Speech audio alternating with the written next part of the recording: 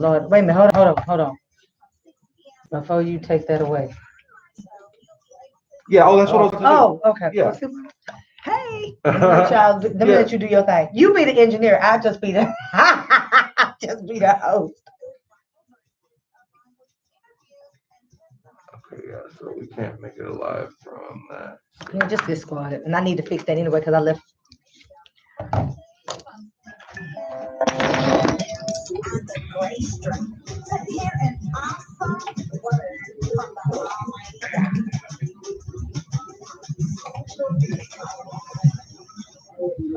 The wait is over. Now you can get your own awesome fishbowl shirts, sweaters, and accessories to the Fishbowl Radio Network website. Log on to fbrn.us. Click the Okay, there we go. Now we're in there. So if you need to edit anything, I know the promo's about to start. How do I edit this? Where the little buttons at? Where the little buttons? Where the buttons at? Where the little button? What are you trying to do? Edit. Oh, all I gotta do is go yeah, up. yeah, just type, yeah. Lord, child. I told you I've been up. It's all right. Child. Let's go ahead and make it live so I can. Y'all listening to us? This is the stuff that happens before. Tammy's buying us some time right now. Okay, so there we go. We're good. Let me just get a mic check for you. Mic check. You ready? Mm-hmm. Testing. 1, 2, 3. Hip, hop, hip, hop, hip. Don't stop or rock it to the bang, bang, boogie, the up, jump the boogie to the rhythm of the funky beat. Now what you hear is not a test. I'm rocking to the beat. Try it again one more time. Hip, hop, testing. 1, 2, 3, testing. Got me? Mm-hmm. Angela, engineer extraordinaire.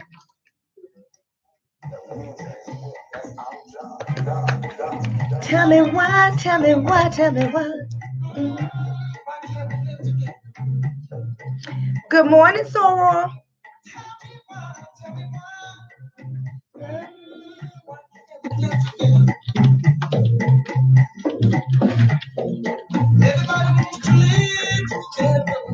Why can't we be together? Oh, I had to press. Jamie, can you press on it, please? I ain't got no paperwork.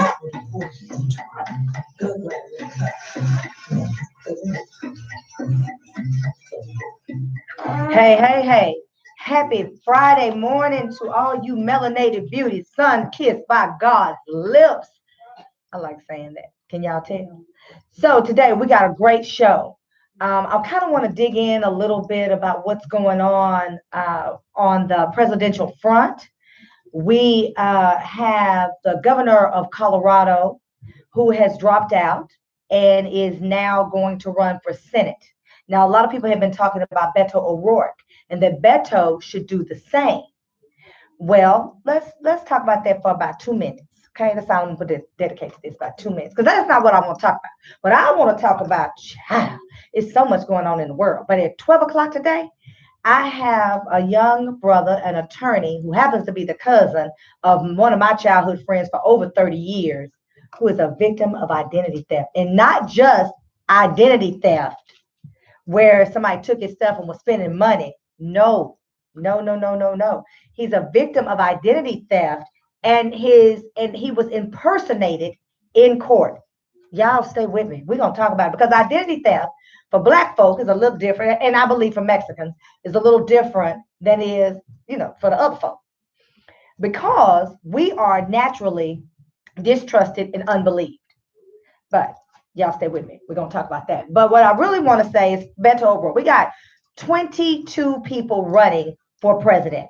2 Black, Beto coming from the El Paso area, feels that he has a foot in both communities, the Hispanic community, as well as the community in which he originates, and I'm using that word, the white community. We have Castro, who I like a lot. He was with Obama's administration, and he served in Obama's administration for HUD, really knowledgeable guy. And I think representative of not really the Hispanic community, but Angela, I think more like the Latino community. And so we have a lot of people out here saying a lot of things. Look, this is the problem with this race. Too many people are out here wanting to be the chief leader and not wanting to do what we need them to do, which is take over the Senate. See, if Beto were to start and decide he was going to run for Senate, that gives Ted Cruz a run for his money. We already have two people running against John Cornyn. So what we're doing is we're not allowing the people to take over the Senate because everybody wants to be in charge. That's the problem. Too many chiefs, not enough Indians. So did y'all hear about Simone Biles? Woo, child, Black excellence. Simone Biles has just shut the record down one more time, where she is the very first to do a double dismount from the beam. Now, Black excellence is not always about sports. It's just about leading the way. And I think we need to have a conversation about just how great thou art.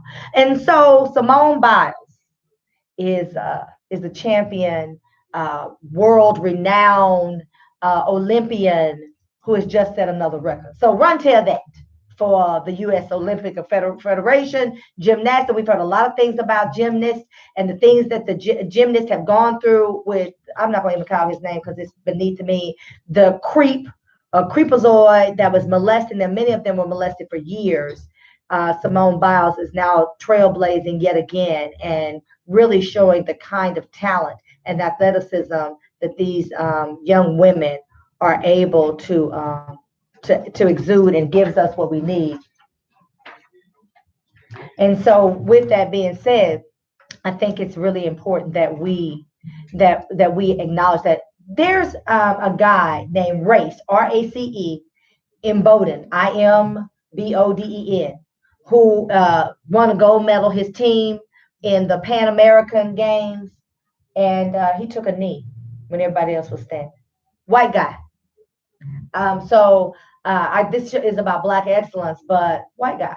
I think that we need to give him because now they're saying he may be in trouble. They're coming after him, and this is not the first time he's done this. But he is saying we need to acknowledge the things that are going on in this country, the injustices that are going on in this country. And so I want to give a shout out to Race and Boulder. All right, this is Court with the Black Tea Sip. Y'all stay with me because we got a lot to unpack. Go grab your cup. I'm about to fill it up. I'll be back in just a minute. When you hear the silence on Facebook, y'all will hear it. Y'all hear everything we talk about on YouTube. When you hear the silence, just know that we're coming right back. Facebook keeps trying to stop this sip. So no music, but y'all can see me. All right, I'll be right back. Let's see. She said it didn't come through. I know I sent her.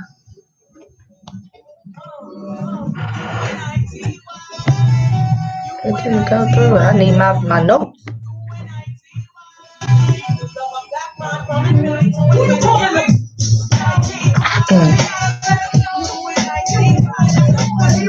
Okay.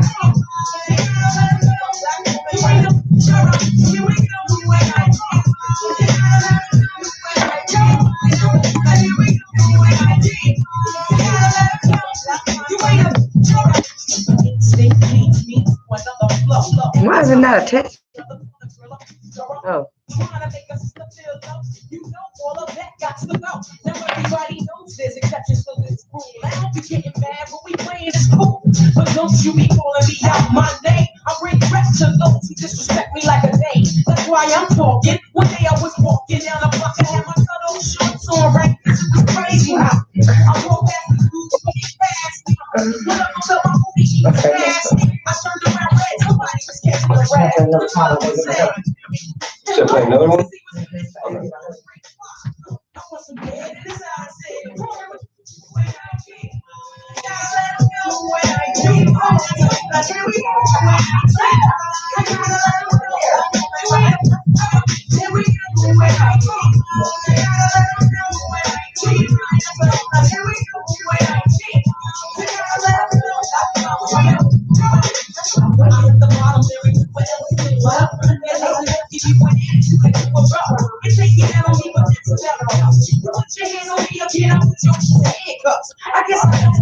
Okay, thank you.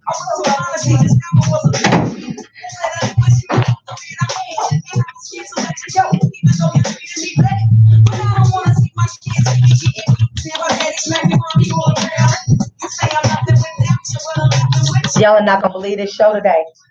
This guy, my friend's cousin, has been impersonated in the courtroom.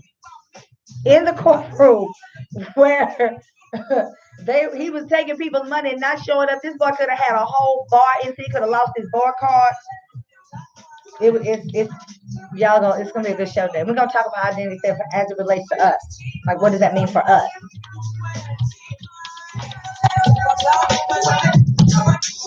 What's going on in your mind is what I ask you. But like, yo, you wear a bag around your head. That's all it takes to now let you go back this video. I'll show you while it. I feel like a fool. I beat you up and hit the jumping girls at the school. I'm ready to let this go. Was a hurry, nobody ever heard of you. You were one of me. You really know your ABC. Please, there's plenty of people out there with triggers ready to pull it. Why you trying to jump in front of the bullet? Young lady. In real bad girls with a silent track. Ain't none of this work getting your face twice. That's what happened to your old girl, Raj. She got to wear that for life.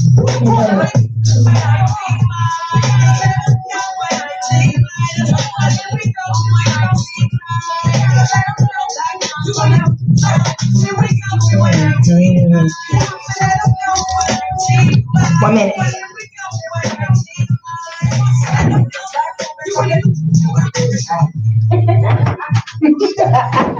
Okay, we can run straight. You ready to go? Yeah. Here we go. 20 seconds.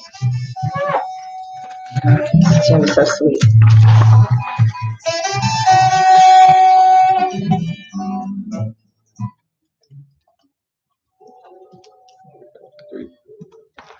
All right.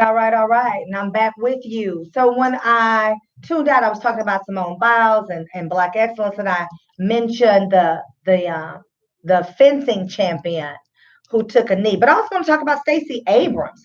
Stacey Abrams started an organization to combat voter fraud, and I guess the best way to say is voter suppression, when they're literally trying to stop people of color, Black people in particular, from voting. Because I don't know if you all realize this, but we are the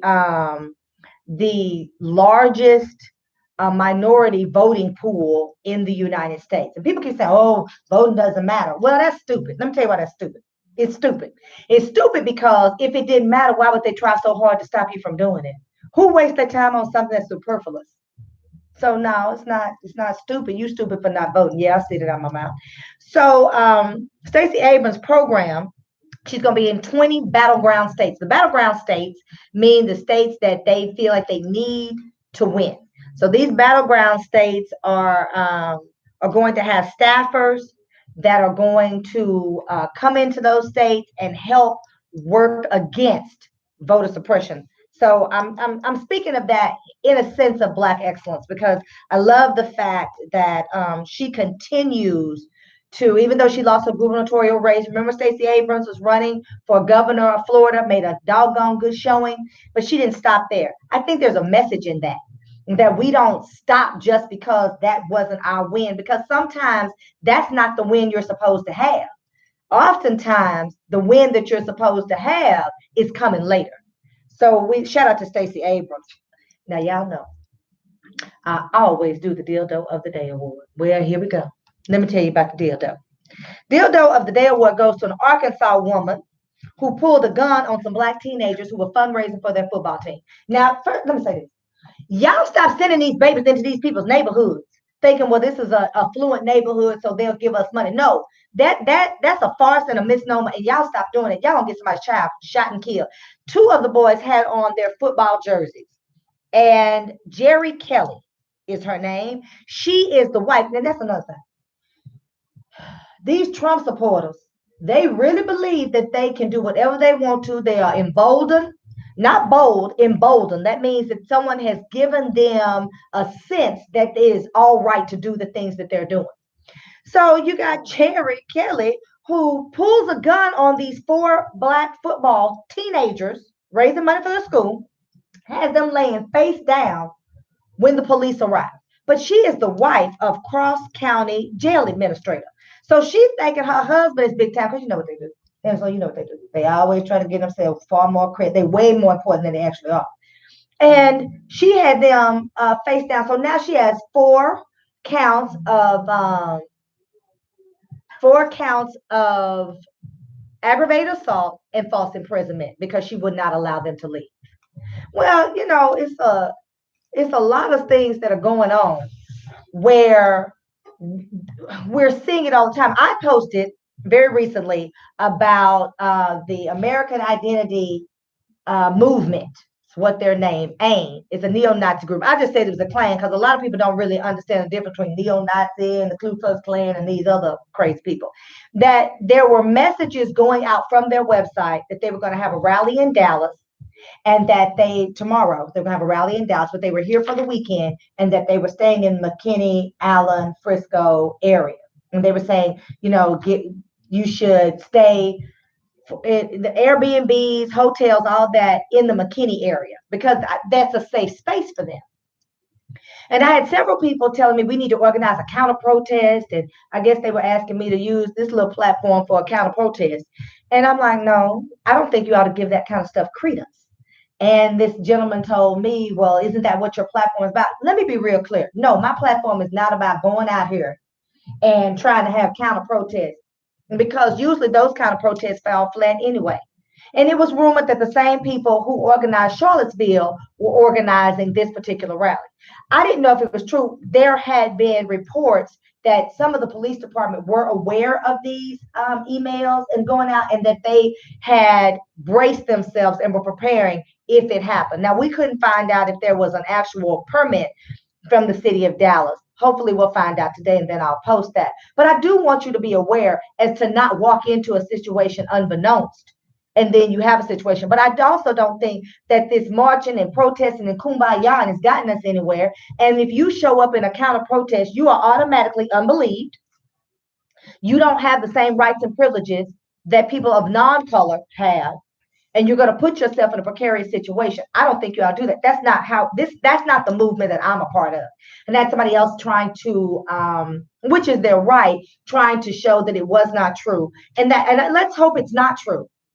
But oftentimes we get information very last minute, and that too causes us problems. I think we just need to be aware of the things that are going on because Trump has allowed people like Jerry Kelly to think it's all right to treat people, like your grandma used to say, any kind of way. And I think that we need to be really, really aware of that. Property taxes. You know this, Angelo? People are taking out loans to pay their property taxes. People put a lien against your house and they can then take your house for non-payments the same way the city could. So all you're doing is jumping from the frying pan into the fire. That's happening across the board. A woman named Maria Benavides, she is now one of the companies that bought this other company that does these loans. They are now working with her, but it looks like next year she will actually be in court. So I started looking at this is happening across the board. And you're looking in neighborhoods and you're seeing people come in, do shoddy workmanship. Really, they're just doing what apartments would call a make ready.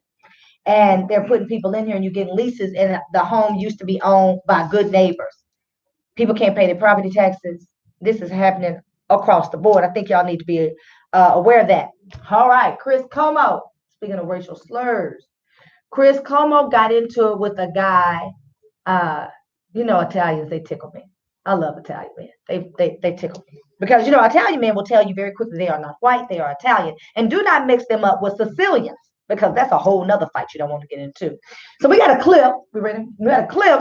I want you to hear Chris Como's exchange, and y'all tell me what it sounds like to y'all because to me, Chris Como is he's basically telling him, say it to me again. Or what you gonna call me? Say it to me again. And it's hilarious. Well, let me say this. Chris Como was very upset. Now, y'all know who Chris Como is. He's on CNN. His dad is the mayor of New York. He is always very, what's the best word to say it? Connected. he seems to be connected to a greater world outside of himself. He grew up privileged, grew up in New York, strong Italian community, which would suggest that by privilege and having a close-knit community in New York, that he doesn't have to exist in a way that speaks to the greater population. But that's not who he is. And not who his dad is. They're always talking about injustices. And he may not be connected where there's a delineated line where you can say, oh, yeah, this happened and Chris is there. But he does seem to have a sense of the injustices that people of color experience. And so we kind of dismiss Italians because we're like, well, they're white and they function in a white world. Well, Chris let y'all know now it's a little bit of brother man in Chris. And so we're going to play the clip right here.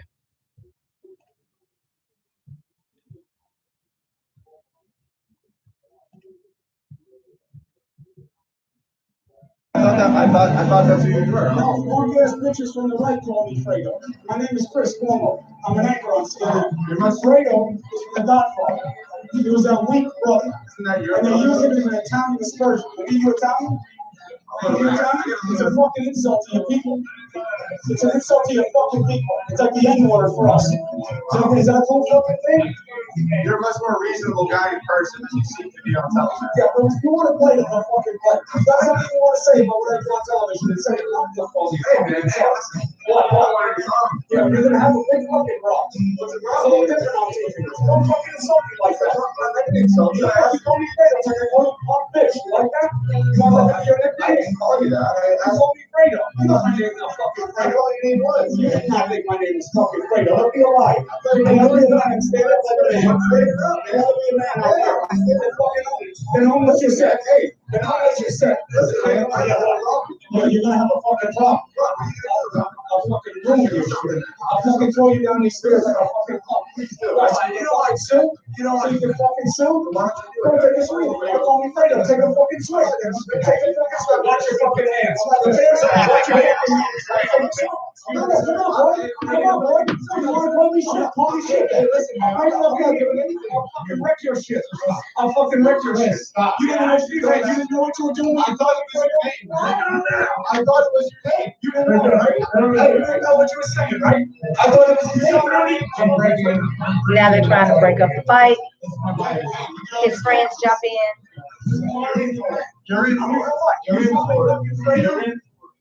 So y'all heard that, right? And so, you know, a lot of people were saying, wow, Chris Cuomo's about it. No, because what Trump has done is told every single person who believes that they are not affiliated with anyone of any color, they can attack anyone who they think is different than them. But now, what we've been saying for a long time, y'all, this ain't your grandma. You know, you can catch these hands. We've been saying a lot of that, right? We've been, you know, they even got T-shirts and hats, you know. But that just goes to show you that it's not just Black American or Mexican Americans that are feeling this Trump administration. It goes to show that the ignorance is so profound that everyone is experiencing this kind of hate and this kind of a hate mongering racial slurs. Called him Fredo. And y'all remember Fredo? He said Fredo, the weak brother. That you know, and so basically he called him Fredo. And somebody was like, I didn't even know that was actually a thing. And you know, we're hearing a lot of this now. We're hearing a lot of things to be said that what we don't need is any more of this foolishness. Okay. My shirt today, those I don't know if y'all can see it on YouTube. It says "All hail the Neges." I'm wearing this shirt today because Neges is the Ethiopian word for royalty. They were considered royalty, and right now we have Netanyahu, excuse me, who is the Prime Minister of Israel. And you all know very well that America has walked this very fine line between Israel and Palestine. Now, Palestine, they would be considered from the Bible days Canaanites, okay? And then you have the Israelis. Well, the Bible says that the true inhabitants of Israel, when they come back, then Jesus Christ will come back.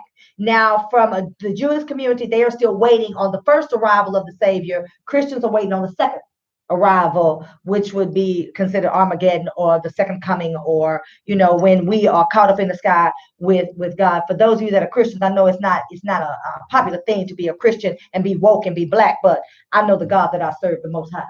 And so, with that being said, all hail the Negev. I'm wearing this shirt today because the Palestinians or the Canaanites will tell you that the Israelis are European and they need to go back home. They need to go back to Israel.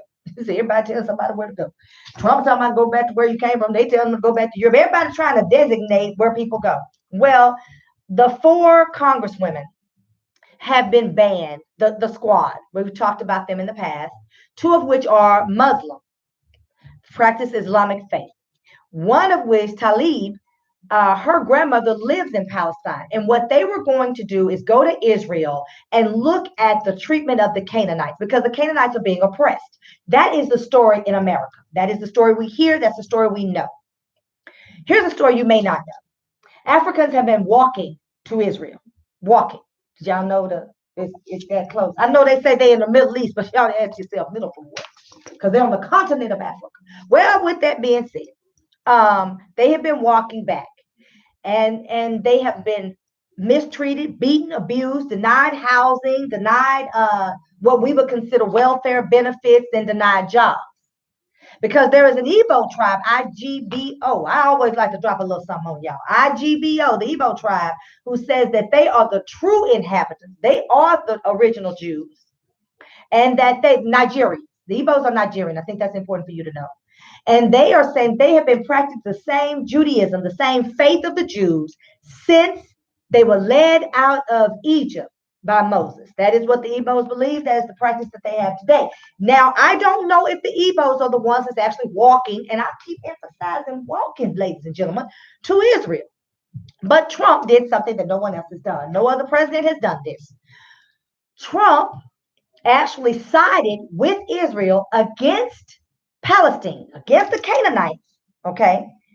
Because he said that the land was Israel and they could build their embassy in a place of the land where they have not allowed, no other country has approved of or spoken in a way that makes Israel think that they are allowed to build on this piece of land. That is the land that's in question. That is the land that they believe needs to be inhabited by the original Jews, the true Jews of the land. So when Trump did that, he sent this country in a tailspin. Well, Netanyahu is actually being challenged within his own party. He's right-wing. I'm using that because you know who else is right-wing? Trump. So he's expecting Trump to do something for him so that he can win. Well, these 4 congresswomen, the squad, they were denied access. They are banned from going to Israel, which is odd because originally they said that they were going to allow them in. And y'all said, what they got to do with black folk? Well, if they go over there and they see the mistreatment of the Palestinians, they will also, because these women are very vocal, talk about the mistreatment of the Africans that have gone there. So y'all saying, what's that got to do with your shirt? Well, hold on. Y'all know I was tied together. It has to do with my shirt because all hail the Negev. Ethiopians are the only ones that are allowed to claim Jewish residence and receive the full benefits and privileges of the Jews, because it is believed that King David, the wise man, married the Queen of Sheba, who was the Negest, Ethiopian royalty, and Jesus is a direct descendant. That is what is believed. And so they will allow Ethiopians to come and claim Jewish residents within the Jewish state. So y'all should know that about the Ethiopians and the tie to Africa. These 4 women go over there and they're going to just talk about the Canaanites. They're going to talk about the Africans. All right. I think y'all should know what goes on in the world. Georgia Southern University quarterback.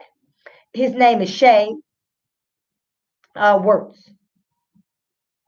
Well, he did not fully wash his car. He did a little half-wash job, Angelo. And he got stopped for doing 78 and a 55. And they pulled him out of the car and said that it was cocaine on the hood of the car. He said it's not cocaine, it's bird poop. And he kept saying, they said, no, no, no, it's cocaine. And he said, man, this is bird poop. And he says, no. Well, they arrested him because they said they did a field test right there on the spot, and the bird poop came back as cocaine. Well, it was later discovered that it was actually bird poop. And so now he is another young man who has been accused of doing drugs because, it's automatically assumed that all black people do drugs. Y'all know that, right? Like all black people do drugs. At least all black people smoke weed. I was told by my friend who's Mexican said, "Yeah, y'all smoke weed, we do coke." So he started laughing. So he said, "This is the natural assumption that all black people do drugs," and so he had bird poop on his car. No one has talked about what has happened to those police officers. I am looking into that, trying to get somebody to tell me. But I think that it is an egregious act, and I wanted to mention it because it is another example of how driving while black can go wrong because bird poop is now cocaine. And so he would not, if he was doing cocaine, he did it off the hood of his car and he didn't get it all up. And now, I don't know anything about people who do cocaine, okay? But from the movies, I would assume you'd be trying to get all of it. You try to get all of it off the car. But apparently in Georgia, that's not the case. So just send some thoughts and prayers up to Shay Wertz, Werts, quarterback. He'd been redshirted. It was his junior year. And they said school was horrified. He's a good kid. And his life's been turned upside down because thrown in jail, terrified of what's going to happen to you. This is the PTSD that I speak about, along with the 4 young men that I told were held at gunpoint face down who were just trying to fundraise. Again, stop sending these children into these neighborhoods. We're going to take a quick break, and I'll be right back with you. If you're on Facebook, you won't hear anything. It's silence. Facebook keeps trying to stop this sip, and we won't let that happen. So no music, but you can always go to Black Tea Sip with Coy on YouTube, and y'all can even hear the stuff that we say when we really don't want y'all to listen. This is Coy with the Black Tea Sip. I'll be back in a minute.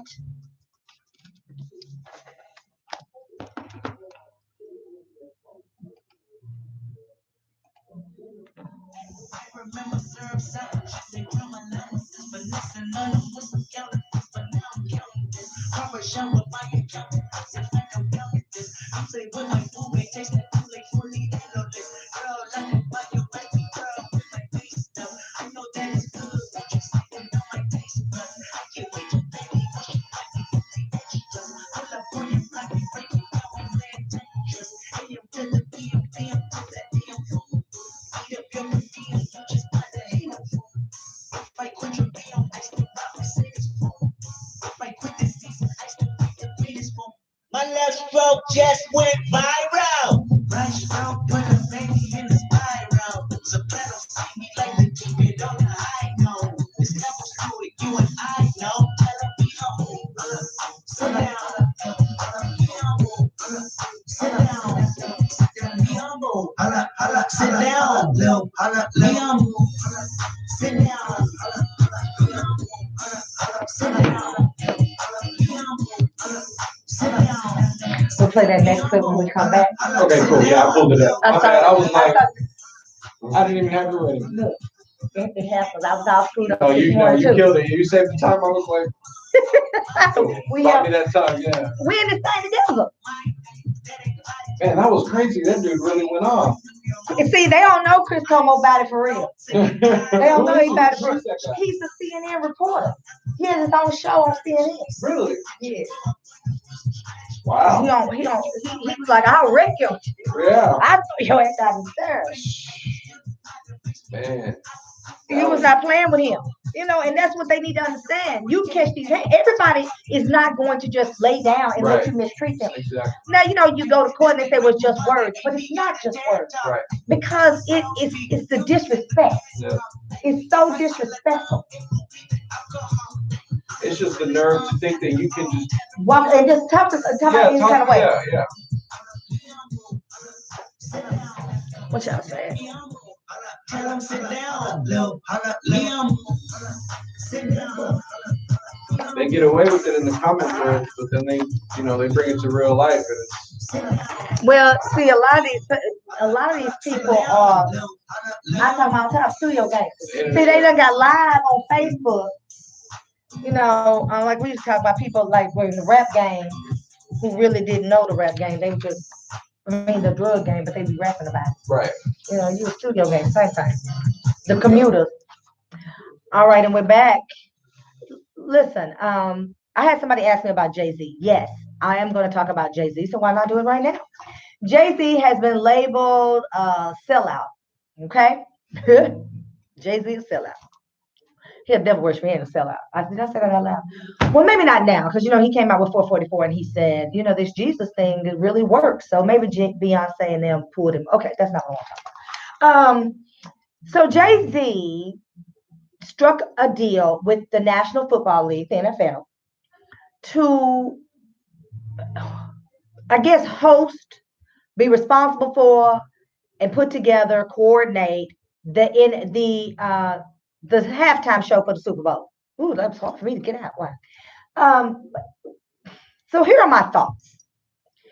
I don't know if Jay Z is an actual sellout in the true sense of the word because of this. Because, in all honesty, what Jay Z is doing is he's now responsible for that. Now, if you think about it, Black people have not necessarily been able to do the halftime show. Now, Janet and Tittygate is supposedly responsible. Uh, that's ridiculous. But the truth of the matter is we don't really get those opportunities to shine.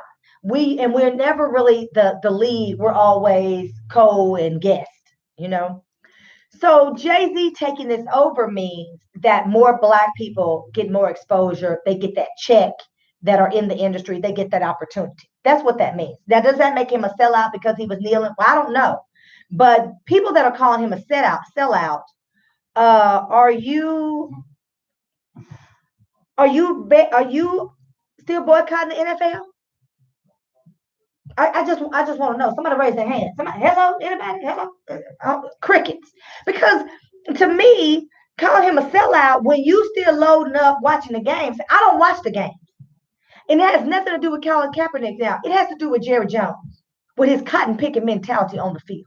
The things that he said, not allowing these men to protest, even when the NFL said we are going to allow protests. Now, some teams said you can stay in the locker room, you don't have to come out. I don't agree with that, but what I do agree with is trying to find that happy medium. What Jerry Jones said is they will be fired.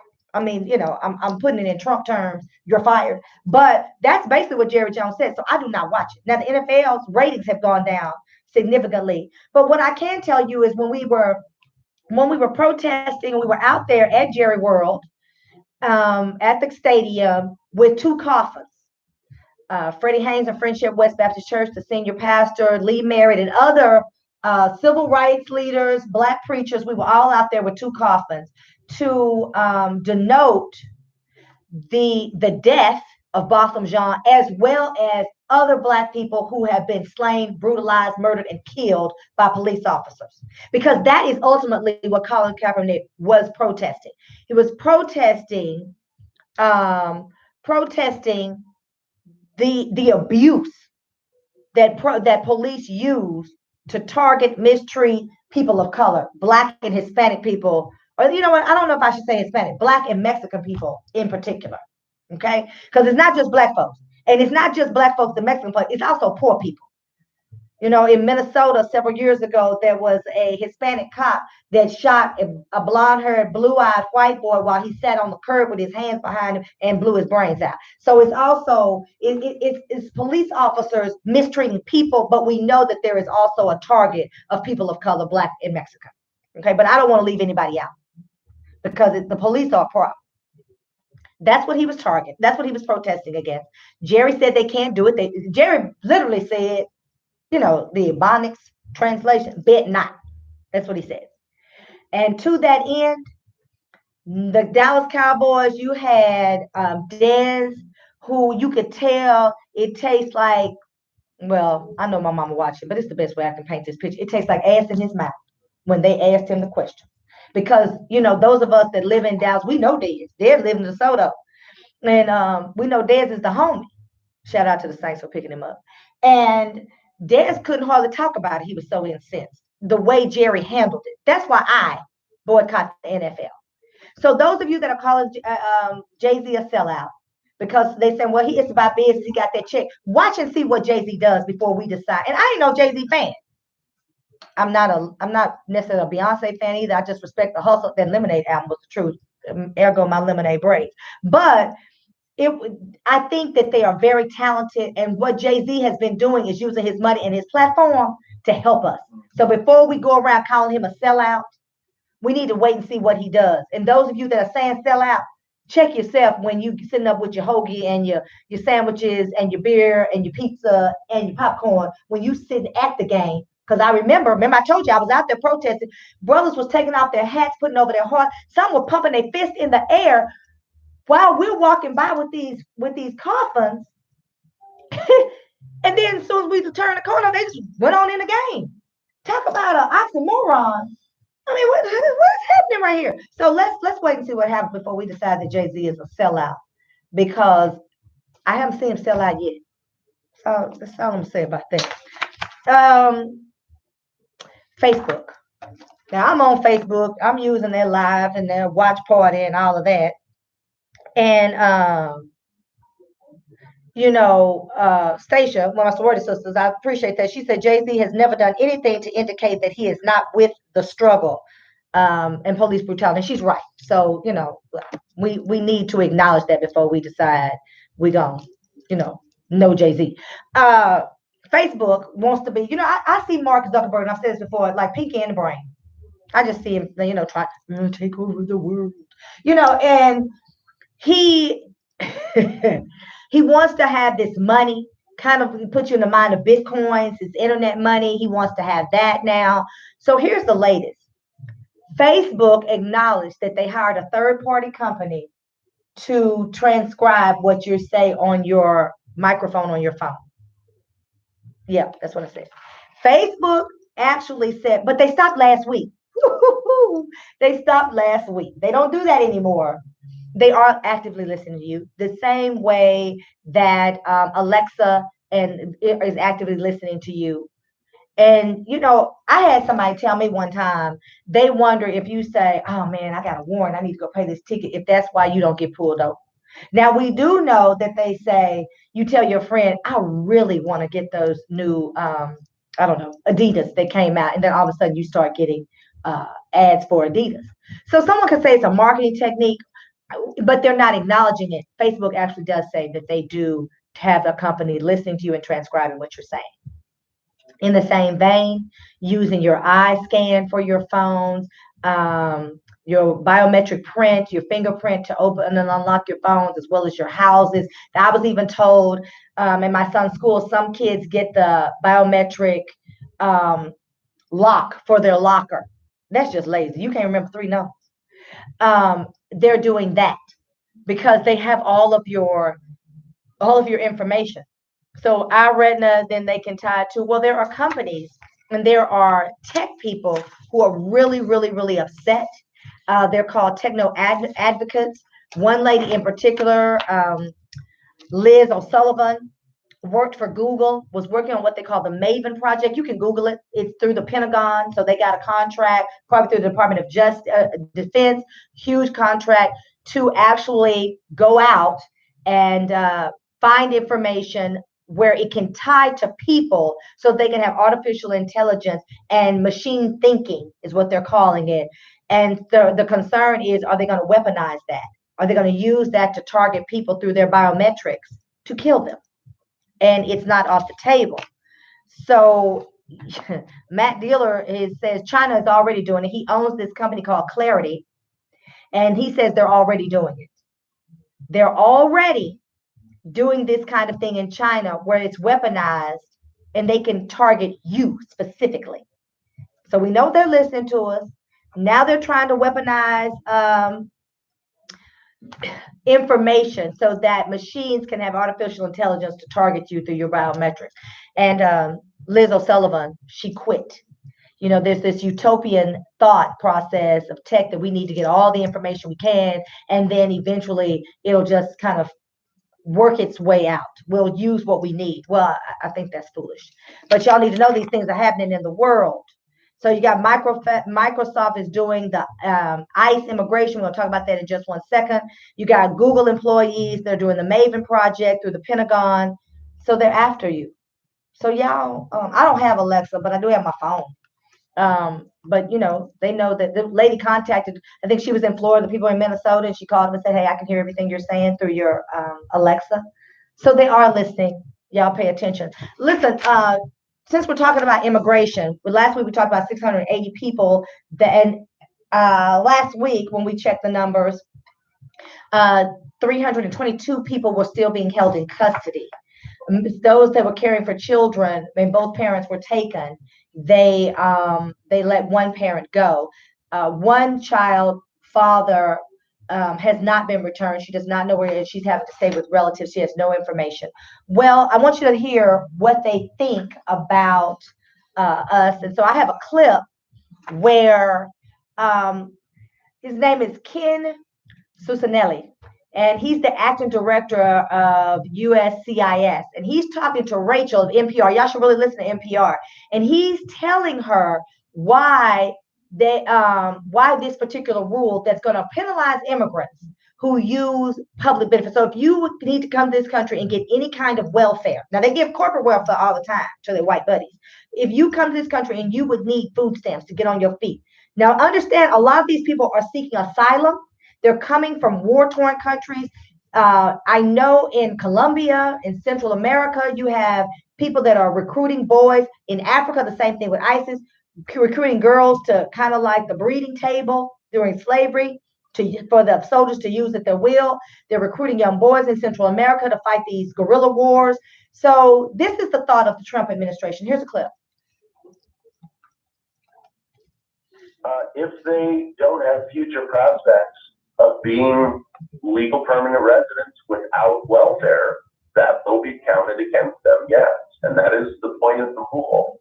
It doesn't seem too much to ask that we have Americans here who aren't likely to go on welfare and become, the historic term, public charge. If these immigrants, go ahead. This is part of President Trump keeping his promises. I mean, this is not new or a surprise. President Trump keeping his promises. That is what he said. This is not new. This is not a surprise. This is what he's saying. President Trump keeping his promises. We need to be paying attention. We need to be paying very close attention to what's going on. I'm going to play the rest of the clip. Where's the... If they don't have future prospects, we have Americans here who aren't likely to go on welfare and become. So I think I messed up the clip. But he talks about welfare. If you come here and you need welfare. Okay, so here's the thing. Here's the tie to Black folks. If they won't allow immigrants to use welfare, then just know that if you are someone who needs assistance, then eventually that's going to count against you as well. So this fight is not so void of us that we need to decide that we're not going to be participatory. I think that we need to be shouting from the rafters. This is so tied to slavery and how we were treated that I think it's really, really important that we do more, and we're not paying attention. We're saying it's their fight. And so, the greatest thing that the devil ever did is convince people he didn't exist. And that's what has happened.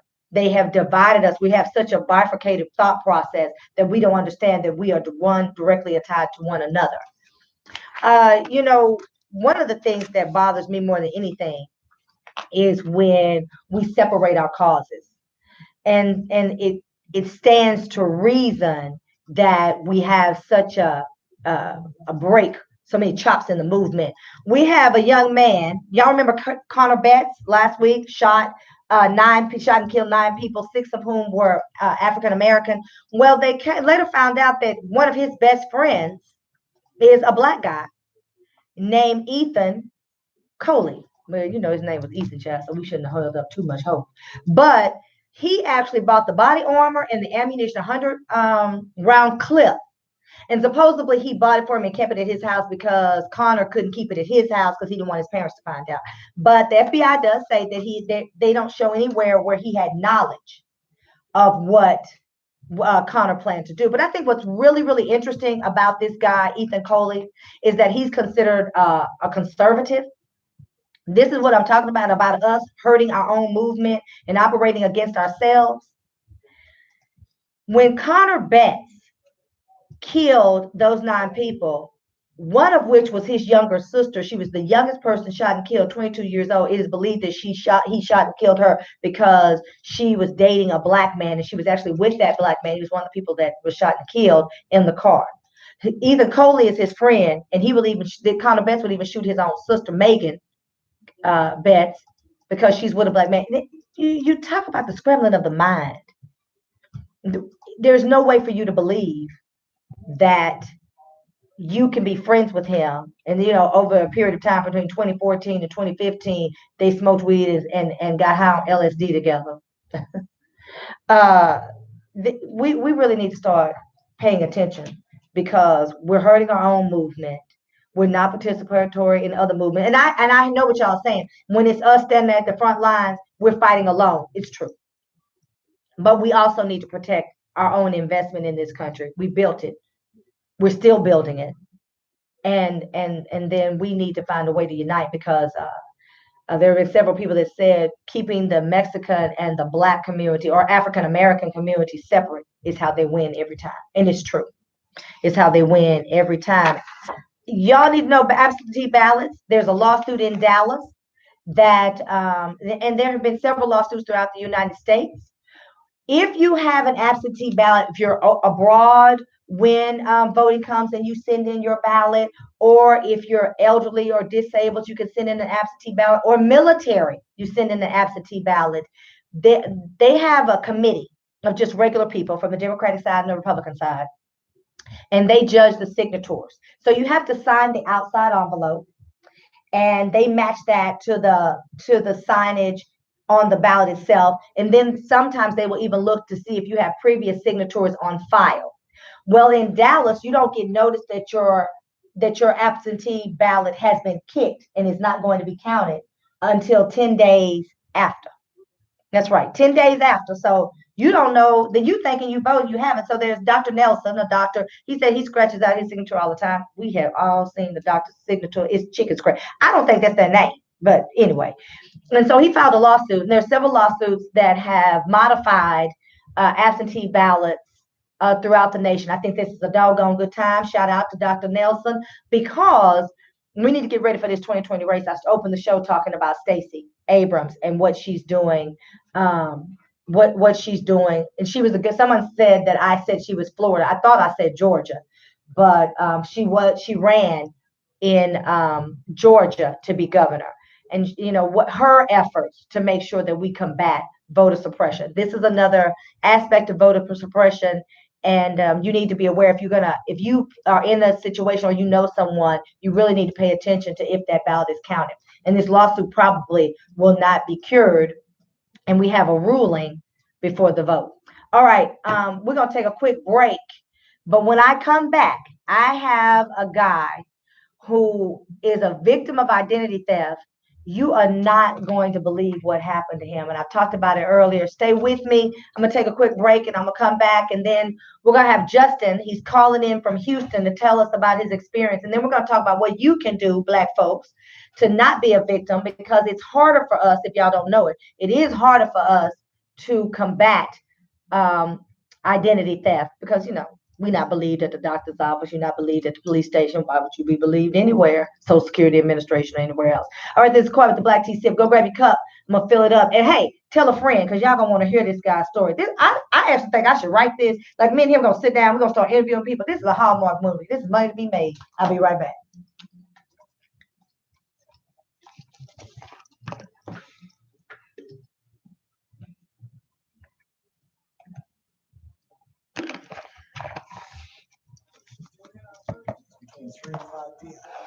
FishboneRadioNetwork.com.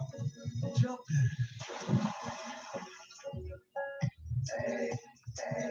Hey, I got a couple of Miami.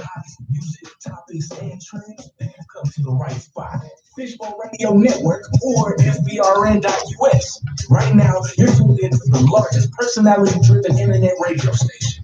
Take out the green, red, blue, or gray string and jump in. Lucky for you, that's what I like. That's what I like. Lucky for you, that's what I like. That's what I like.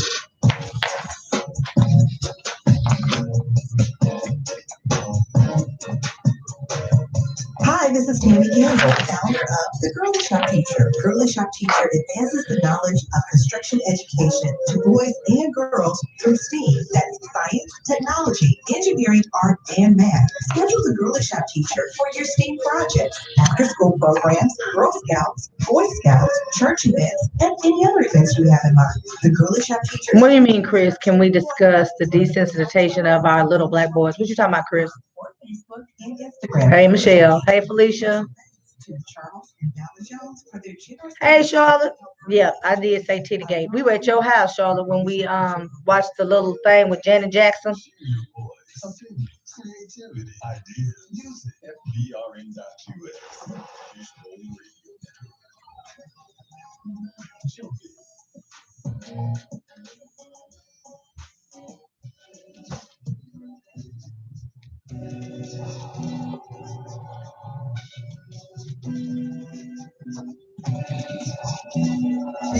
You need to get out and get something.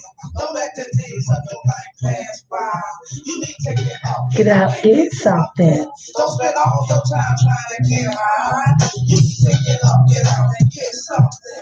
How will you begin? You never even try. You need to get out and get something. Cause you and I got this. I am a graduating now. Sometimes I feel my best and disappointed. Every day I just stay around and I get me found. Always asking if it's something that I take a song. Time was rough. My heart got enough. I don't know my own nigga. You supposed to be home. I gotta be the man I'm supposed to be. But ain't nothing but as long as you ever see. I did some dumb shit and I probably gonna do some more. You shouldn't hold that. You know what kills me is this guy had his identity stolen. And this man is still walking around. If this had been a white guy and this happened to him, but apparently it's also happening to white people, so I shouldn't really say that. It's just amazing how they keep letting this guy get away with it. Yeah, He's been doing it for 8 years. and he's just free. I can't wait for Justin to come. That's crazy. It's I'm thinking to myself, how is this possible? It's amazing.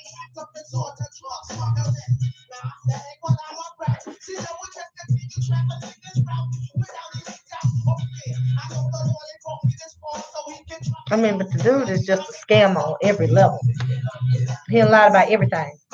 I mean, he lied about church. He done lied about. Thank you, Michelle. He lied about he done lied about church, child. I mean, he done lied about everything.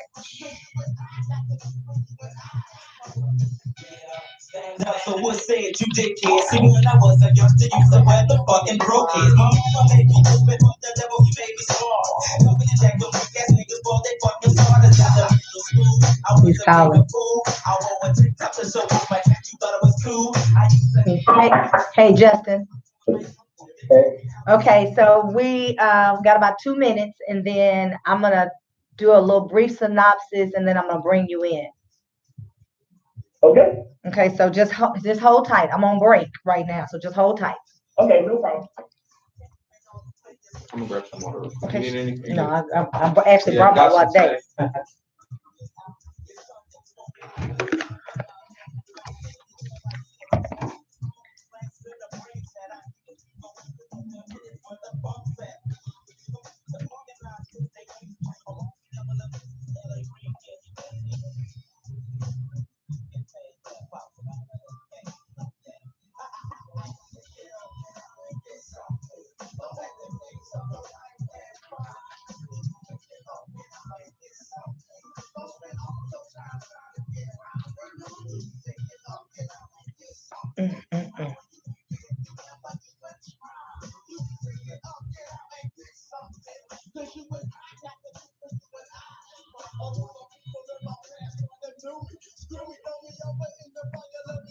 This guy is serial.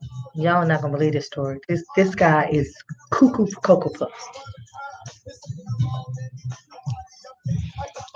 Good. Oops. Sorry.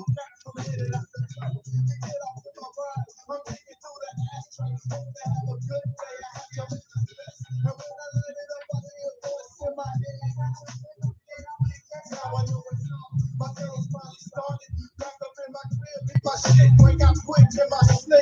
Hey, boss, I need the bill. Steady bouncing out the point to Captain Road. The valley of the south side flow. Everybody know about the killing and we talking up.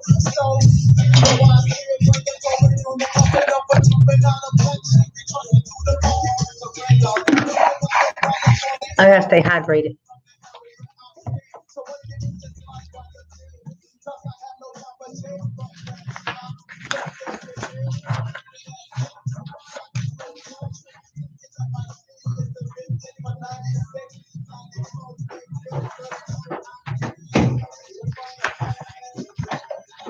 I gotta get my notes together.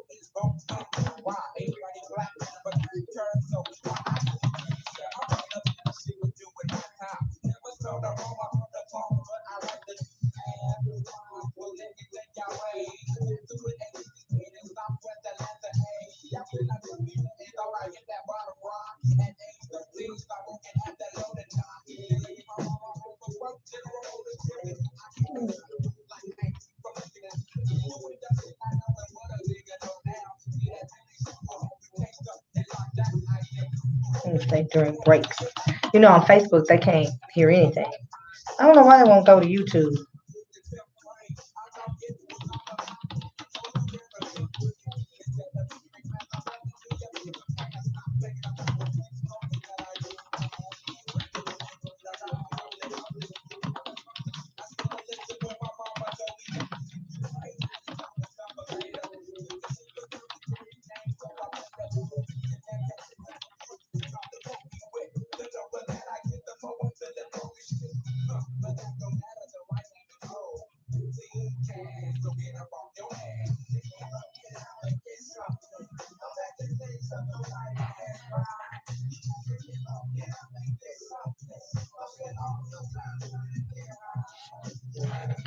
Get out, get something.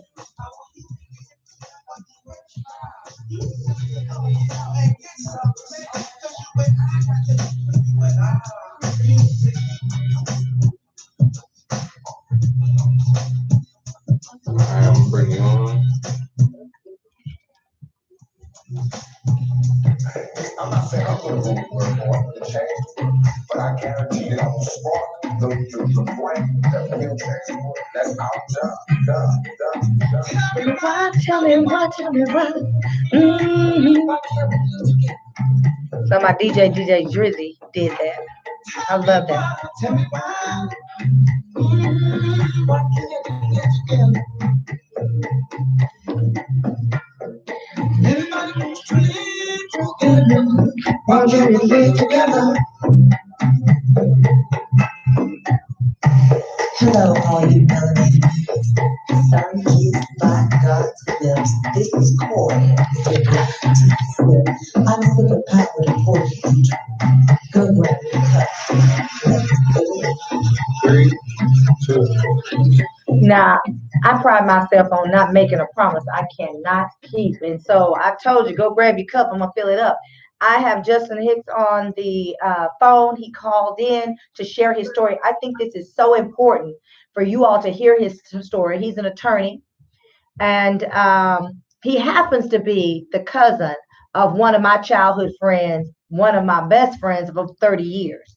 And in talking about it on Twitter, there was this huge thing a couple of months ago about the Deltas just crossing at TSU, and they paid this guy money for their line jackets. Now, for those of you not Greek, you're like, well, what are you talking about? Why is that big?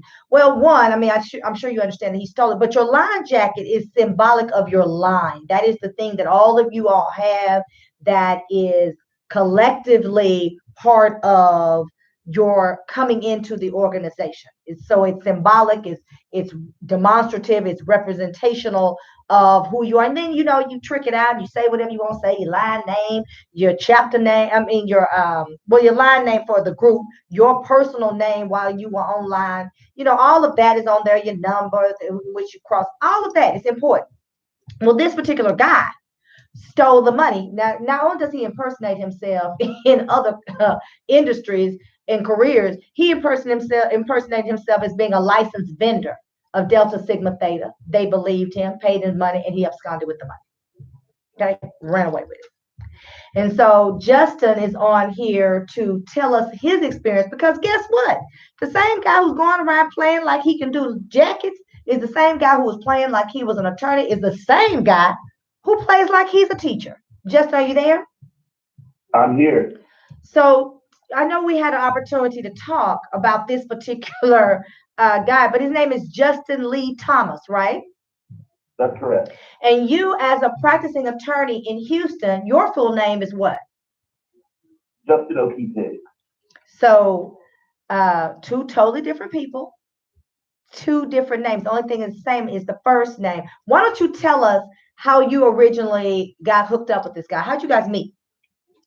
So I would say back in 2011, I took the bar in July 2010, passed for my first time, and I began practicing law.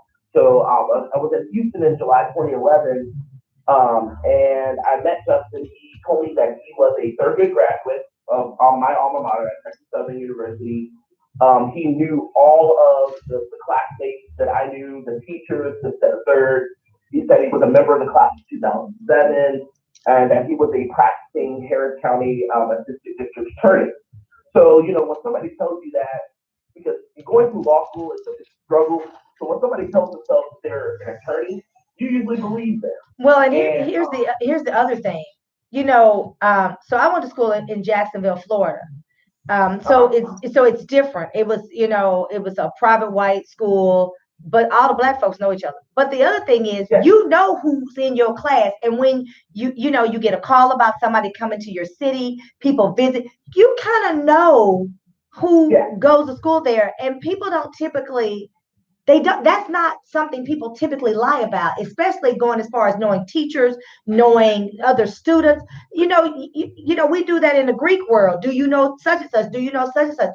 Usually when they say they know those people, they are actually Greek. It's very rare. So I can understand you thinking, okay, well, yeah, he went to Thurgood. Yeah.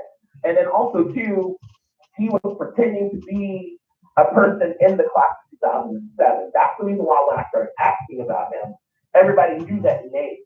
They just didn't. The problem came in was when I started to physically describe him, they were like, that's not him. The dude that we know is white, and this dude is black. So that's not the Justin we know. But wait a minute, let's not get ahead, but I want people to know that you weren't just out here all willy-nilly, just because he said it. I want people to understand you did your due diligence. Like exactly. You didn't just take his word for it. But there was right, yeah. At the onset, it was lining up for you. So you guys, so you talk. He's telling you that he's a graduate of 2007. And I'm assuming y'all, you get cool. Yeah. And we talked, he was like, he's going to mentor me, kind of help me out for my legal career. Okay, great. So I ended up getting a speeding ticket in Houston. And with him being an ADA, he was like, hey, I can help you out. Let me take care of it for you. So I was like, cool. So, the court date came up the 3rd. He told me I didn't need to show up because he was an ADA. He was going to handle it. And I want people to understand, Justin, that's not uncommon. People are like, well, why would you expect him to take care of you? That's not uncommon. That's not uncommon for you have these little relationships. It's not uncommon for. I mean, I don't practice, but I remember just going into the DA's office, getting an ADA. And I was like, look, girl, what can y'all do for me on this ticket? She didn't even know me because it's about conversation. It's not uncommon for people to do what you are suggesting. So I don't want anybody raising an eyebrow here. Exactly. So he was supposed to do that. Next thing I know, about two weeks later, I get a letter in the mail saying I had a warrant for my arrest. And I was like, okay, what's going on? So I tried to call him, tried to text him. He's like, oh, well, I'm sorry, I've been busy. The judge has been busy. I'm going to see what I can do to get it handled, taken care of. And I was like, okay, that's kind of weird. The judge is busy. The judge is busy. He started to ignore me. And, I started to reach out. And then when I would text him, he pretended to be his mother, saying, oh, Justin's in church preaching right now. He can't return your call. He'll get back to you. And then all of a sudden, I got blocked from everything. Okay, wait a minute. He answered the phone, Justin, and pretended that so he was using a woman's voice. No, this was via text. Oh, via text. Oh, okay. That's who said preaching right now. He can't get back to you, but he'll get back to you later on. And then after that is when I got blocked from the phone, from Facebook, any way to communicate with him, I got cut off from. Okay. So now you're blocked. I'm sure you took care of your ticket on your own. But I think people need to hire an attorney, got it taken care of. That was done. And then I would say about a few months later, I got a call from actually, let me back up. Then I started to investigate because I was like, all right, something's off. And I started to hear stories from people. They're like, oh yeah, we know Justin, he's a con artist. And I was like, what are you talking about? And they were like, people start coming forward telling me their stories, this, that, and third, especially members, Black males in the LGBT community here in Houston. They kept telling me all these stories about this dude. And I was like, all right, this is starting to look, they were like, you need to start researching him. So then I started to pull, his name, this, and the third. Then I started to find records all over the country. The ones I do have verified right now are in North Carolina and also in Hunt County, Texas, for fraud, for bad checks, this, that, and third. So basically, this man is a professional con artist. Well, wait a minute now. I want people to understand you are a practicing attorney, but you're a corporate attorney. You don't go into court with people and deal with their divorces or if they've been sued by a credit card company or criminal law. Now, I want people to understand you represent the entity, not the person. So exactly. Basically, I don't go to court. I'm a transactional attorney. I do contracts. I do anything that's paperwork wise. I do negotiations, stuff like that. I do not go to court. I'm not a criminal attorney. I'm not a family law attorney. I don't handle all this. The stuff that's considered to me drama, I don't touch. Yeah, so a litigator would say you're a paper pusher. That's what a litigator would say, Justin. A litigator would say he's a paper pusher. But I just want people to understand who may be listening in, who I want them to understand exactly what that means when you say I had to hire another attorney, because that's just not what you do. It's just like if you wouldn't go to an oncologist to deal with a bone spur, you go to a podiatrist. And so I want people to understand, that just because the person is an attorney doesn't mean they do all things. Those are the attorneys you need to stay away from. The ones that do it all, those are the ones you want to stay away from. So he's basically he's committed fraud in other counties, in other states, and he's well known as this con person. So all of this now you're starting to uncover. Yes. And I was like, you know what? It's done. So I moved on. About 3 or 4 months later, I left work and I get a call from the Harris County attorney. And I was like, kind of blown away. I'm like, okay, what's going on? What's happening? And they were like, we need to ask you a question. You don't practice criminal law, do you? And I was like, no. I'm still fresh in my career. I haven't gotten into that. No, I don't. And they were like, we didn't think so. They were like, there's a guy going around pretending to be you, taking clients under your bar name, your bar number, taking their money and not showing up to court. So what's happening is that these clients are going to jail because they don't have an attorney who shows up. And we thought it was you. So you actually were about to have a disciplinary hearing with the state bar. But the only thing that saved you was you actually put a photo up on your bar website. And since we showed it to the clients and they were like, that's not him.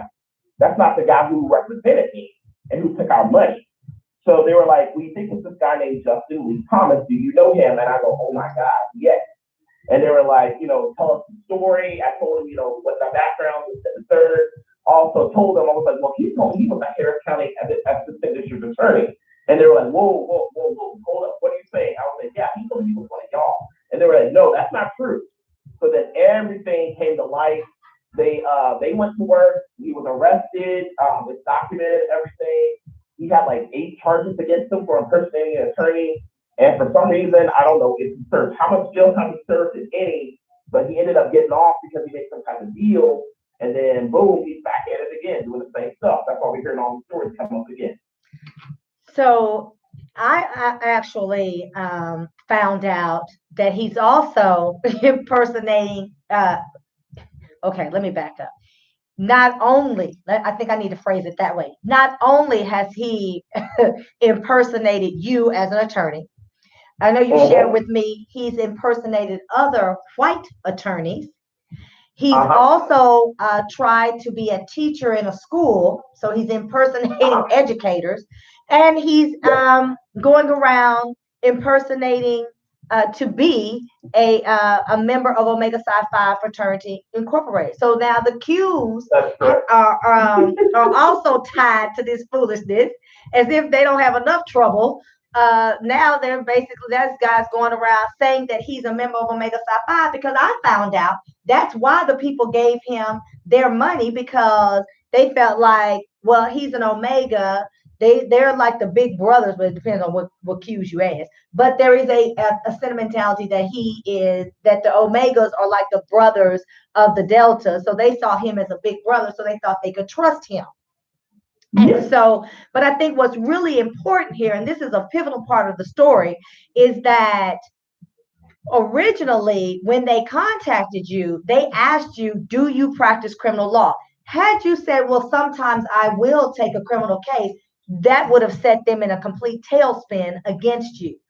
Luckily, you were able to say no, because one of the things that we discuss on this show all the time is the differences between how we're treated, how we're perceived, and certainly how we're believed when we tell our story to the public at large. And I think had you not put your picture up on the bar website, even though they knew that you were a corporate attorney, you would have had to prove it up. You would have had to show. And what's really difficult, people don't seem to understand, it is extremely difficult to disprove a negative, if at all. It's hard to disprove a negative. So you got this guy saying he's you. Now the Houston District Attorney's Office is involved. Luckily, they were able to show your picture, so the people who are now been put in jail or in a worse circumstances, they actually can say, no, that's not him. But what's ironic, Justin, is that they know who it is. So they get him, they arrest him, he's got 8 counts. We believe that he spent some time in jail trying to verify that, but he cuts a deal that sends him back into the public. And this man is a menace to society. So what happens after he gets out? Because I'm assuming he goes right back to doing what he's doing. Well, I hadn't heard from anything about it. I would hear stories here and there about camping trips he was planning, and then he would take all this money in, and then all of a sudden the trip didn't happen. Like, there's so many different stories that are going around. But I did recently, it's been about 8 years, and then last week, a friend of mine said, your friend is at it again. I was like, what are you talking about? They were like, Justin Lee Thomas is out doing the same foolery as before. And I was like, okay, what's going on? He's like, well, he's pretending to be this vendor for basically the Divine Nine, which are, the historically Black colleges, universities, the flats, and sororities. He's pretending to be a vendor for them. He took the Delta's money for their jackets, and he just up and disappeared. Same thing as usual. And I think there was also another sorority who did the same thing too, also. So then, they all, go on social media, put this, that, and third, and then I reached out to them, and I was like, okay, I have to say almost the same exact story that went down, and all these other people start coming forward. I had at least 10 people contact me that day, telling me their stories about him at their church, this, that, and third, everything that he's been doing running these scams. Now, what is he doing at the church? Stealing the church folks' money? Same stuff, due day. So lot of stuff going on. I would say this though, is that I know that he specifically targets the black community, and that's what the biggest problem is. Yeah, He goes after his own. and that's the thing that I know bothers you more than anything when we first got hooked up to tell this story, is your concern is he never steals money from any other community than the black community. Now, he will impersonate a white person, but I mean, he doesn't discriminate there. Now, he'll impersonate anybody, but the people that he seeks out to hurt are people that look like him. Correct. And see, and I have run into the biggest backlash from our own people by trying to speak up and say something. I'm trying to make sure that people are protected because you know what? 8 years ago, people like, why you wait so long? I waited so long because I was told by the DA that this had been handled, that he had been brought to justice, and it seems like that did not happen. That's the reason why I feel responsible because I want to make sure this does not happen again. I have the tools, I have the education, I have the resources that I need to make sure that we protect other people and this does not happen again. Because if not, this man's going to keep scamming people in our community. And then if we don't stop it now, who knows? Somebody who's out there saying, listening right now to say, you know what, it's not that big of a deal. You can be his next victim. And if we don't stop him now, you're going to look back and be like, oh man, I probably should have listened and I probably should have taken this a little bit more seriously because I knew better. And that's what he's saying. You should have known better. But no, we didn't know better if we don't talk to each other. Well, we don't know better if we don't speak out. That's the reason why I'm talking today. I think that's extremely important. I can't emphasize that enough, that we are very close-lipped, tight-lipped about, I should say closed mouth, tight-lipped about the things that go on in our community. We need to expose these people. Then, we cannot shield someone who mistreats us. We tend to want to assign black tax across the board, and that's the wrong way to do it. We need to be very active about bringing people to justice that are willing to harm us. You've got these young girls that were in college that tried to get their line jackets. They don't have extra money, and those jackets are expensive. So now they don't have the thing that everybody else has because they trusted the wrong person. And I think that when you are a victim, people look for reasons to penalize you for your victimization. They look for reasons why you should have known better. Who should have known better is the person that was doing it. He should know better. It's him that should be held accountable, not the victim. But we tend to do that in our society across the board. This is just another situation that, because when I started doing my research, what I realized, Justin, is that 10% of all U.S. households have been a victim in some capacity. 22% identity theft victims have experienced multiple cases of identity theft. So first you had the Warren situation, and then once he got away with making you believe he had handled it, he did, because he doesn't care about whether or not you get thrown in jail and what that's going to do to you. Then he turned around and used your name and stole money under your name with these kinds. You got nearly 40% of victims report severe emotional distress. You actually have the tools and the resources to fight this and expose him. But what about the everyday Joe who doesn't have your tools and resources and is then disbelieved when they go to the police department or when they start to seek out help? Because what I also saw was there are 5% out of 12 million victims, 5% of them are African American. So if we just do simple math and we say 1.2 million would be 10%, then we're saying 600,000 people, Black people, are victims of identity theft. And we know that we're not readily believed when we tell our story. And I think it is commendable. I think it's admirable. We can use this platform that is still growing to try to make sure we tell the story. The pictures and things that you have sent me, now that we've had this discussion, I'm going to put them everywhere that I can, utilize this social media platform. And I want you to stay in touch with the show and stay in touch with me to let me know any updates so that we can continue to expose him, because he's lied about being a vendor, lied about being an attorney, lied about being a teacher, lied about being a part of the Divine Nine. He's attacking us in every way. I mean, the legal community. So people are trusting him because they believe he's a black attorney. You do want to put your trust in black attorneys. He says a Greek. People tend to want to believe the Greeks. He's a teacher. Black folks teach school. You kind of want to believe your teachers. You know, every way that he can put us in a position to be distrustful of other people who make up our community, he's done that. It's not like he's saying he was an astrophysicist, because you know we don't typically think of us as astrophysicists. Not that we don't, not that we are not astrophysicists. Shout out to Sorrel Mae Jemison, who was the first black woman to go to, well, they say the moon, child. We just gonna say outer space, because you know I don't really believe that. But I think that he's targeted the way that we communicate within our community. Teachers, lawyers, the Greeks. That's who he's targeting. And so then you become distrustful of other people, good people that are in those positions, because that's not the total makeup of who we are. We do all kinds of things. We rock climb, for God's sake. But that is a core or the crux of our community. Teachers, lawyers. I guess he'll do doctors and dentists next. And you won't have anywhere to go.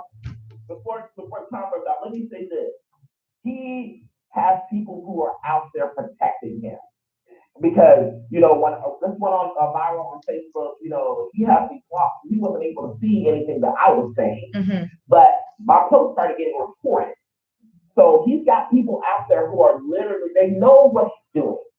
And they are protecting him. And like, when I started reaching out to other people discussing this, I want to, like, I don't think, I guess the repeat the stuff that people told me. They were like, oh, not killed yet, but y'all are playing. I knew he was going to run free. And then the next one said, you know, I was talking about me trying to make sure that he comes to justice. People like, you're the one on the Cape Crusade backing this man to heaven and hell. I'm just asking what's taking so long. So you need to understand, whenever we speak up, we have our own people trying to bring us down.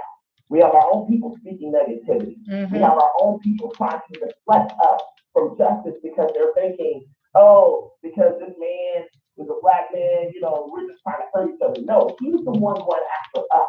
That's right. We need to make sure he is a predator. And we need to make sure we protect ourselves, especially if he's pretending to be a teacher and he's pretending to be around children, this, that, third. You should be terrified. Because I agree. This man is out here scamming people left and right, and we need to be smart.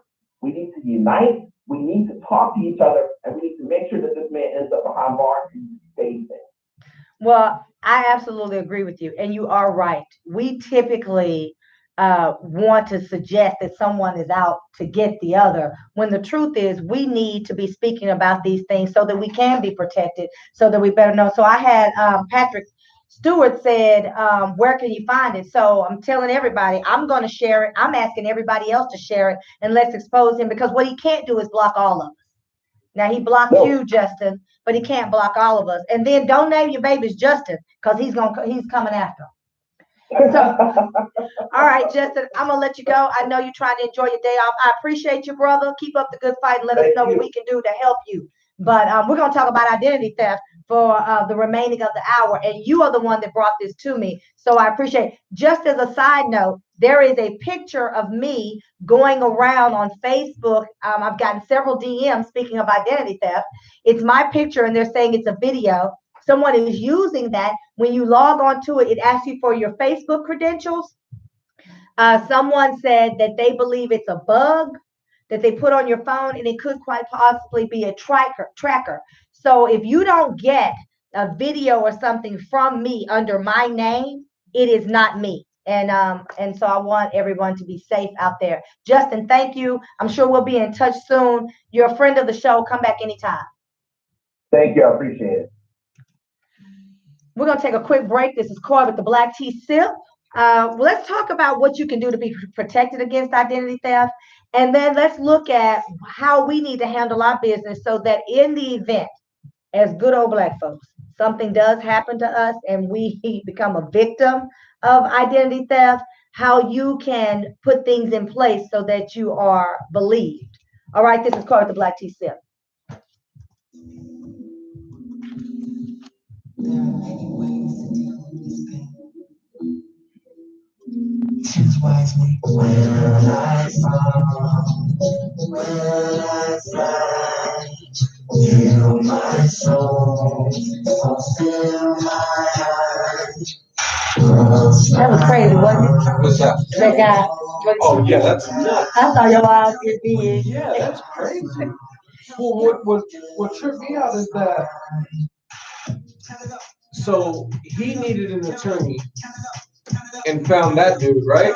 Well, they had met, they were cool. He thought that guy was an assistant district attorney with Harris County. He didn't check him out because he had all the names of the professors in Thurgood Right. Marshall Law School. He knew all the people that were there. Right. It's like if someone says, "Hey, I'm Coy," and it's not Coy, but but I know everybody that Coy knows or something, and I'm like, "Hey, Coy's good," and they're like, "Yeah, Coy's great," she's right. Like, oh, okay.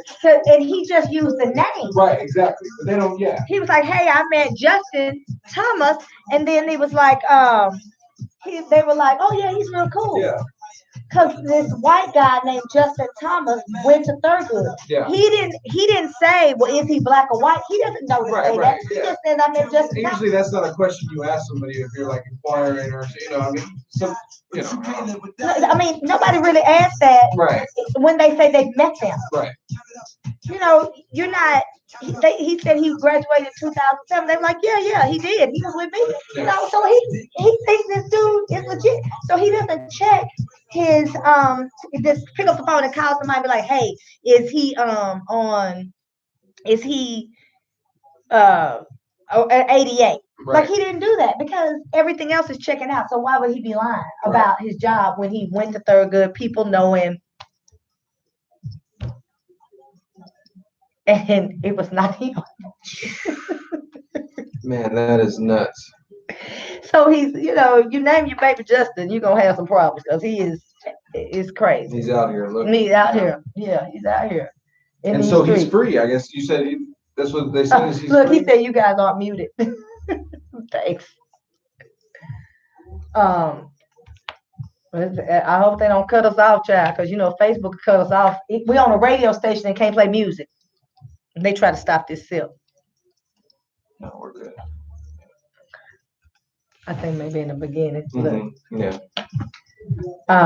But yeah, craziness. That's crazy. That's crazy. I had my debit card. I mean, it's not, I guess, identity theft. It could be, but I had my debit card number stolen like 3 times in like 1 month. I'd get a new card or like within like about a month or two span, like I'd get a card and then like in a week, I'd start seeing charges and I call the bank and they cut it off, send me a new card. And then about a week or two, it happened again. I guess they were telling me, well, do you go to the gas pump, and swipe at the gas pump? I guess they got things that can read. Right. Yeah. That identity theft is serious. Yeah, it's serious. All right, here we go. So we just had a conversation with Justin Higgs, who is an attorney practicing in Houston. And we were talking to him about his experience and victimization with identity theft. And one of the things that, we talk about on the show is we examine and we celebrate the Black life experience. But we know from my conversations with other people on previous shows that we're not believed. They're told in medical school not to believe us. We know that the police does not believe us. I just spoke today about Cheryl Wirt, QB for Georgia Southern University, who didn't wash his car completely, didn't get all the bird poop off the hood, and they told him it wasn't bird poop, it was cocaine. And I don't know why they thought the boy would just be riding around. And why wouldn't the cocaine blow up? Okay, I've digressed. But we're just not believed. And so one of the things that came to my mind initially was being believed when you are a victim of identity theft. And we talked about earlier, 600,000 African Americans experience identity theft. And one of the friends very laughingly said to me, I guess the only way to protect yourself against identity theft, Angelo, is have bad credit. Then they don't want you. But then that's not true because they can still use your identity for health care, for medical treatment. My ex-husband had a childhood friend that had fallen on hard times and he tried to help him. You know, you can't help everybody. My mama's friend used to say, no good deed goes unpunished. Tried to help him, let the guy camp out on his couch for a couple of nights. He stole his checkbook, wrote checks on him several years ago. But the thing that was really telling, I guess is the best word, is that the guy used his name when he was riding the dart train illegally, and he started getting, my son started getting tickets. He had to go to court and prove that it wasn't him. And the only way he was able to prove it is at the time the guy was riding the train, he was at work and actually was able to get a printout of his badge going in and out and substantiate that he was at work. And the judge happened to believe him and dismissed it. But he was going to jail. So identity theft is bigger than just your credit cards, although they are telling you how, hackers. So they usually attack bank accounts, credit cards, loan accounts. They'll put up a fraudulent business filing in your name, social security number. Listen, they are always asking for your social security number, even at the school. I don't put my kids' social security number in that form. Now, the couple of years my kids were in public school, I couldn't get around it. And at certain times, I just wouldn't fill out the lunch card because that's what it's for. If your kid is not going to have lunch, they also need a social security number because what they want to do is substantiate to the Department of Education because it trickles up that so that they can get the money for the school. And each child is worth. I used to know the number. If I'm not mistaken, it's somewhere around 200 and something. I think the number in my head is $277 a day. I don't know that to be true. So they need that information. Take that information to them. Don't put it in a system. They'll put it in a system. You tell them you're very concerned about it. You can actually tell them that your child's been a victim of identity, even if your child hasn't. But what you can do is try to limit how many times that child's social security number is used, because there are people who have their children and have their social security number out, and then 10, 15 years later, that child has horrible credit and they've never bought anything before. On the black market, children's social security numbers are not gold, they are platinum. You need to be really careful about social security number. Tax ID numbers for those of you that have businesses, whether your business is booming or you're still trying to get off the ground, or you just have it, you never really did anything with it. Be careful, because your social security number, even though you're using your tax ID number, your social security number is attached to that tax ID number. A cell phone service or internet, all of those things are attached to you. So your social security number is also, now if you do utilities, they want your social and they want your driver's license. Then your address, that's all they need to open an account. And I'm talking about any kind of account. So not just credit cards, you're also talking about loans. People have bought houses on people, cars on people. So there are things that you can do. You can get identity management. We all see the commercials for a LifeLock. LifeLock is cheaper than I thought. You can actually get LifeLock and the components in this particular package for $10, literally for $10. And I neglected to ask Justin Angelo. I neglected to ask him what procedures was he taking on to protect his identity. Now, if you are a victim of identity theft, you can file a report with the Federal Trade Commission.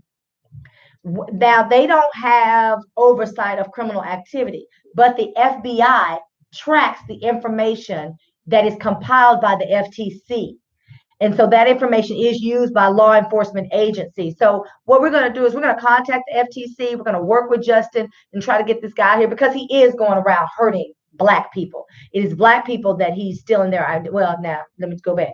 He stole Justin, but he doesn't discriminate there. He steals white people's identity too. However, he hurts Black people when he assumes these identities.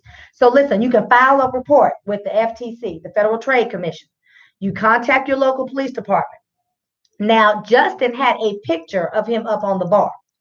Make sure that when you go, you are dressed appropriately. When you go to the police station, okay, to file your report, because you're not going to be readily believed. They're going to put you in a little room. Oftentimes, they put you in a little room, make you sign a statement, have all of your documentation with you. Have that this is on your credit report. Have that you've already reported it to all 3 credit reporting bureaus, Equifax, TransUnion, and I'm leaving somebody else out. I can't think. TransUnion. Okay, there we go. So make sure that you have this information so that you're more believed. Listen, right now on the Black T SIP Facebook page, there is a link for you to see if your identity has been compromised, your social security number has been attacked because Equifax had a huge breach. You can get free credit monitoring for, I believe, a year, or you can get $125 if you already have credit monitoring. You can get your credit report for free. Annualcreditreport.com gives it once a year, but you can go to freeonlinecreditreport.com. You can access your credit report as many times as you need to, checking your credit. You need to make sure that you are doing these things, because those people that say, well, I don't have a big credit score, maybe you just have a 650. You can buy a house with a 650.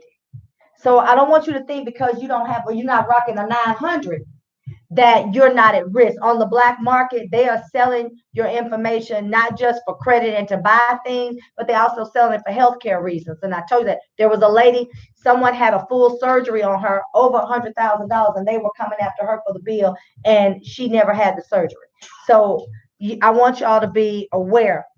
After you contact your police department, and this is not in any specific order, but I do think you need to contact the police, because oftentimes they ask you, have you filed a police report? You want to notify the IRS, and tell them that your identity has been stolen. And then if you decide to get something like LifeLock, if you get LifeLock and your identity is stolen, depending on the packages, and I'm not well versed in the packages, I don't work for LifeLock, I'm not getting an endorsement from them. They have different packages. They advertise you can get up to $1 million in assistance with attorneys and the work that they do. That's a specific package. So you may not get that with a cheaper package, but what you can demonstrate is that you have taken the necessary steps. So if you don't have it before, go ahead and get it. You want to put fraud alerts on all of your credit report for all the agencies. Again, Experian, Equifax, and TransUnion. You want to freeze your credit. What that means is every time that your credit comes up, it's frozen. They're telling them that they cannot use it. Okay. You want to tighten the security on your accounts. Now listen, y'all like me. I know y'all out here in these streets with 1 or 2 passwords for everything y'all have. I know, child. Because look here, I'm thinking for 3 people all the time. And then y'all told y'all my parents are aging, so that's 5 on any given day. My brain is tired and I can't remember pins and passcodes and all that. But there is a system that will assist you with that. There are systems out there that can help you with your password account. And when we're talking about passwords, you need to know that there are LastPass is one of them. Now, I haven't used them. This is the information that I compiled to share with you, because Justin's story it could have been so much more worse for him had he not been an attorney and had his picture up. Because a lot of times attorneys don't have their picture up. He said, his mind led him, no, go ahead and put your picture up. And that was the saving grace, because the case was over before it started against him. But what if he didn't have his picture up? What if there was someone that just wanted to believe, was the district attorney just wanted to believe that he was out here in these streets, showing out? And so LastPass, you can get a premium plan on LastPass to manage all of your passwords for $3 a month. And that includes file storage and priority support, $3. You have Tenenbaum. It's like Dashlane. It also has a free version, or you can pay $4.99 a month, and that too will manage your passwords. And what it does is it helps you keep all of these passwords different. You should really have a different password from Facebook than you do for your bank account. Angelo, my engineer extraordinaire, he was telling me within what period of time was it, Angelo? About month. About a month It of was a time. month and a half. About 4 to 6 weeks, he had to keep getting different debit cards because every time he would get a new debit card within a 2-week period, his card would be compromised, and he would start to see charges that he did not make. And the bank suggested that maybe he was going to the gas station, and they had those little strips in there that capture that information. I have a habit of going to the same pump at a particular gas station. I'm going to stop doing that. I'm going to switch it up a little bit. You know, um, we just have to be mindful that these things are happening. So, okay, I want to make sure y'all are following me. You can have a system or a company that helps you manage your passwords. So you want to tighten up your accounts. You want to review. I just told you how you can get your credit reports for free. Review them. Now, I'm not silly. I don't think you're going to be reviewing them every month. But, once a quarter, pull your credit report from freecreditreport.com and look at it. They also have a monitoring system. You want to get a monitoring system. Look at your credit card statements. A lot of us on bill pay, we just let I guess, who is it that manages? You got DirecTV. See, I got DirecTV. Then we got Uverse for internet. You have all these different companies that you're paying, and you just let them take the money out. There are certain, like my phone people. My girlfriend had I have T-Mobile. I actually like T-Mobile. People don't like T-Mobile. I actually like them. She had a situation, and she had a very difficult time with the cell phone provider in trying to manage after her account had been compromised. Like they when they did her, they actually stopped her. They changed the password, so they stopped her from being able to access her cell phone provider, then went in and started transferring money out of the account. Now, the account that was attached to the cell phone provider didn't have a lot of money in it. Well, she said it was about $800 in there, but they had other money in their other accounts. Set up a bill pay account. Have an account just for your bills. So, if someone compromised that account, they're only going to get that bill pay money. They're not going to have access to all of your money in every single account that you have. One account for bill pay, and it's only the bills. So depending on who you have, like I have Wells Fargo. I had a situation. Remember I told you about the Marriott? Do y'all know I'm still dealing with the Marriott? Okay, that's a talk show for a different day. But I am still dealing with the Marriott. But the Wells Fargo usually puts the money back in your account the same day. Usually the same day the money goes out. They'll tell you 3 to 5 days. They're getting better about that. If it's only bill pay, you should have the money back. And if you need to transfer money around, you can do that. But they won't have access to all of your money. And I think that's really important. If you think that you have been a victim of identity theft, then you need to get a different card. If something's showing up kind of quirky, they showing PayPal or something, get a new card.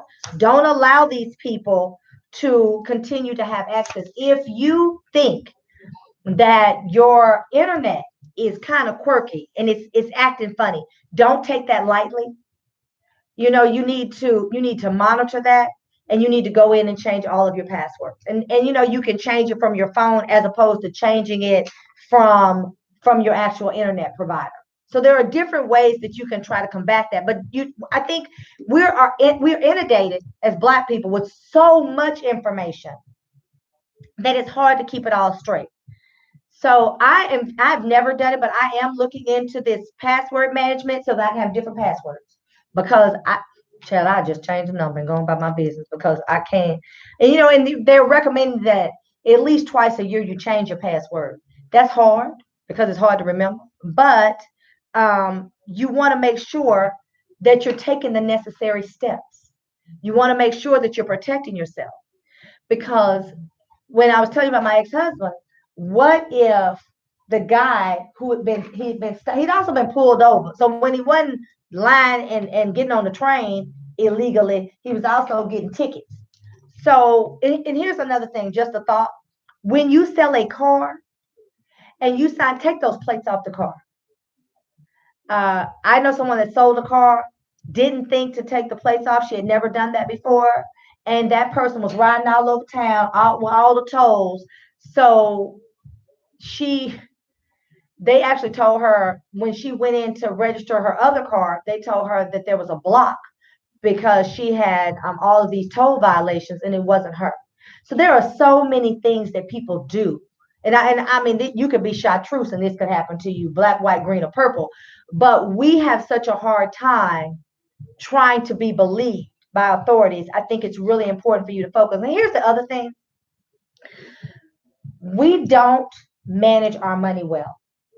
I know y'all don't want to hear that. I'm going to say that. We don't manage our money well. You have rappers out here that have $1 million and they go out and buy and lease a car that's $1 million so they can stunt in the streets. And so one of the things that we see on social media, and somebody brought this to my attention, you always see on social media, would you rather have $50,000 or would you rather have good credit? Because in our community it's unbelievable that you could have a decent credit score. Person that brought it to me said, I have an 844, but if I lose my job tomorrow, I'm not going to have any money. So it doesn't matter what my credit score is if I don't have any money to buy anything. And so I want young people, when you share this information, share it with young people to tell them your credit score also depends on your money. Listen, if your credit score is jacked up and you need to live, yes, I am saying this, ladies and gentlemen, brothers and sisters, you cannot be credit poor and cash poor. While you are trying to get your credit situation under control, get your money up. Because you can't be cash poor and credit, because people still spend cash. They still take cash. Okay. I don't want you to think you need to take all of your money and try to get your credit right.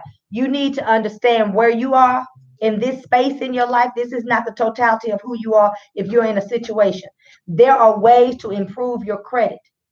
And maybe I should bring in some people and we should talk about that. But I do want you to know that going out and buying a new purse or whatever it is that you think, need to be smart about it. Because if you have to think about, and this is Jay-Z talking, we talked about him earlier.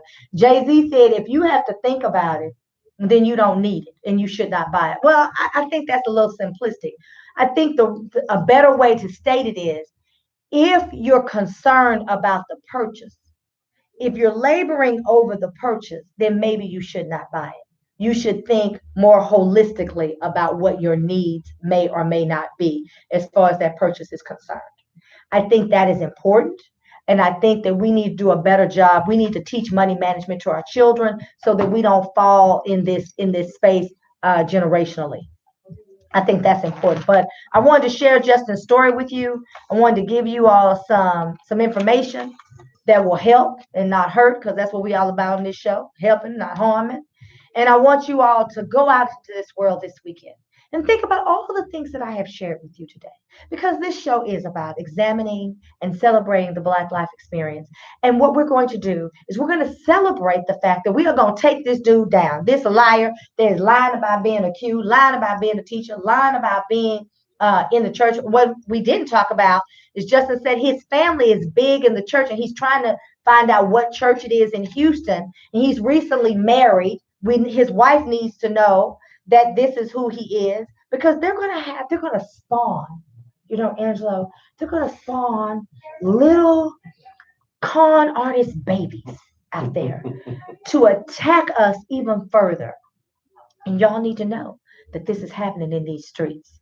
This is Coy. I hope you've enjoyed this. I've enjoyed you. We're going to get out of here. I know y'all said, no, you got 7 minutes. Well, we break 7 minutes early because some of y'all have said that to me, so that the next group can come in here. And sometimes I run long, because a lot of times they're late. But I run long because I just have so much to say.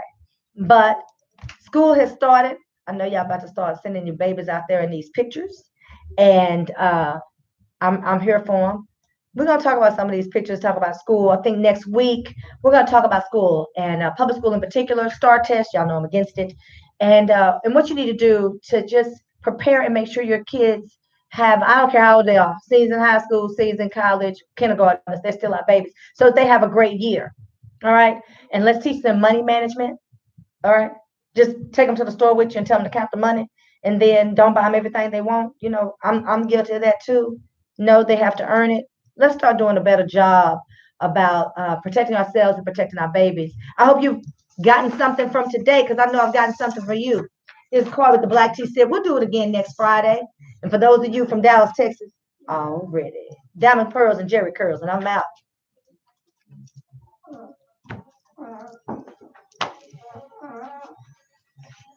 Ooh, this chair squeaky. Now it's not squeaky.